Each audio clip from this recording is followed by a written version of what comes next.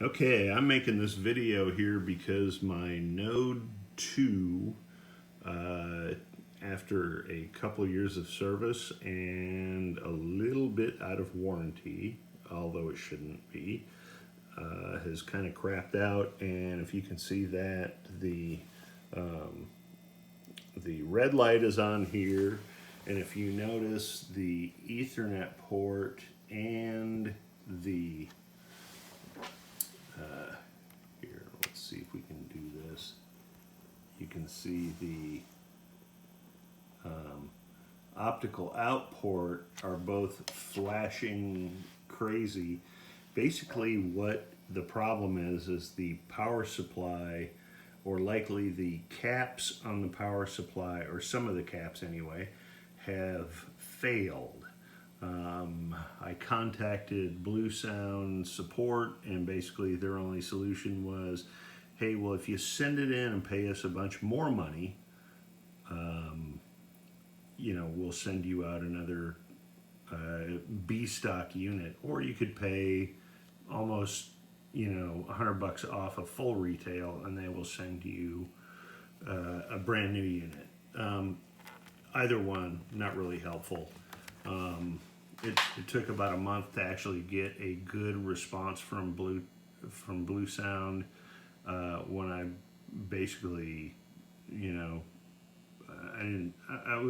was not a nasty email, but it was not a very pleasant one either. But basically, if you have some electronic skills, or even if you're going to try to wing it, you can actually take this thing and pull it apart without destroying the unit. If you haven't figured it out yet, the unit basically is kind of like a little bit of a clamshell, and basically the easiest way to get this thing apart is if you stick your fingernail in right here. There's a metal plate that if you do that, it's this little metal plate that comes off, and not that difficult to take off. You just want to put it aside.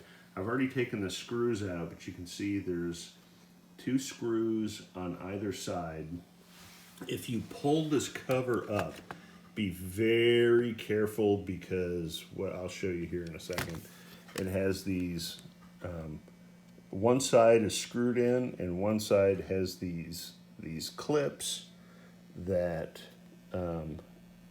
can also break off, and then it just won't go together correctly. But if you are very careful and you pull these off, pull the top cover forward a little bit, and then just kind of jimmy it, and eventually you can actually take this apart fairly easy. If you notice, this is kind of the brains of the operation here, and it's got a ribbon cable here. Here's your wires for both Bluetooth and then the Wi-Fi antenna over here, and there's your, I believe that's the Wi-Fi card, and this is maybe the Bluetooth unit, or maybe it's swapped. I tend to guess this is the Wi-Fi card, because this is like kind of a normal interface. Like if you ever take apart like an Apple TV, you see the same kind of socket, and it's basically the same kind of wireless card that fits in there. If you go and you look over here, like I'm looking at my power supply unit, if you look kind of close, the tops of these 2 caps are bulging, which is usually a dead giveaway that those caps are bad. Usually with power supplies, you usually get